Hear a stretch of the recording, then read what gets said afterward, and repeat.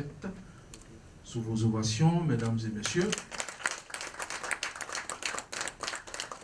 Merci. Merci. Accorde un financement de 150 millions de dollars à l'État de Côte d'Ivoire.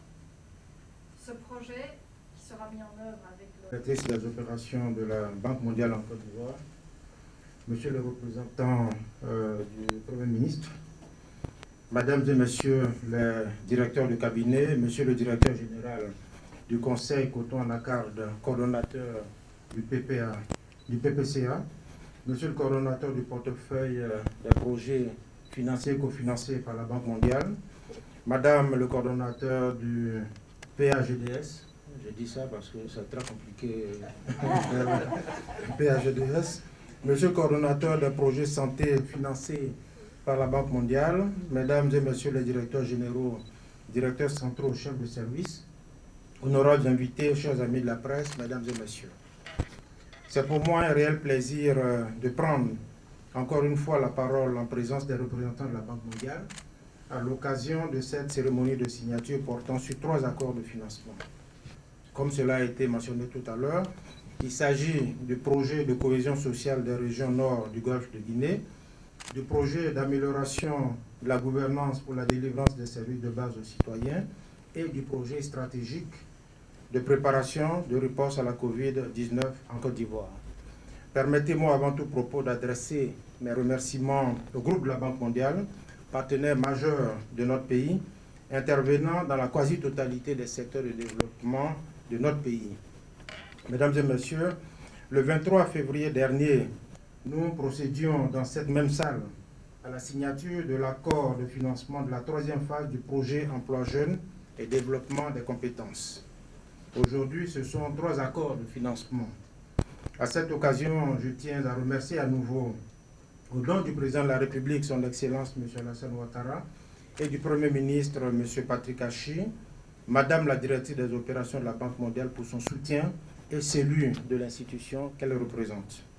Madame la Directrice des opérations, la cérémonie de signature des accords de financement ce jour nous donne l'occasion de dire encore une fois l'excellente collaboration entre notre pays et le groupe de la Banque mondiale.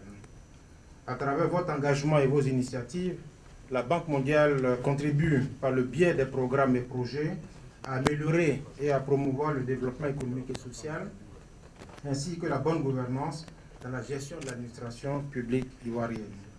En effet, en dépit de l'environnement fortement marqué par la crise née de l'apparition de la pandémie de la COVID-19, vous n'avez ménagé aucun effort pour soutenir la Côte d'Ivoire dans le processus d'approbation de ces projets. Mesdames et Messieurs, je voudrais également vous adresser mes cordiales salutations. Votre présence traduit toute l'importance que vous accordez à cette cérémonie de signature de plusieurs accords de financement. Permettez-moi de saisir cette opportunité également pour exprimer mes félicitations à tous les acteurs qui ont pris une part active à la préparation de ces projets. Mes remerciements vont particulièrement à l'endroit de tous les ministères sectoriels concernés, les collectivités territoriales ainsi que les démembrements de l'administration pour la qualité de la collaboration entre nos départements et structures respectives.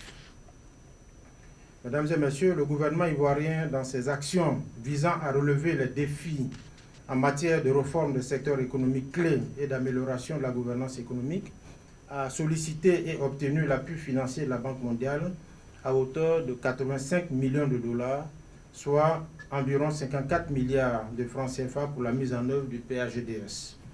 Ce projet a pour objectif de renforcer la capacité du gouvernement en matière de budgétisation, de passation de marché, d'amélioration des prestations de services ciblés dans l'éducation, la gestion des contrats routiers et la facilitation de l'accès aux services financiers.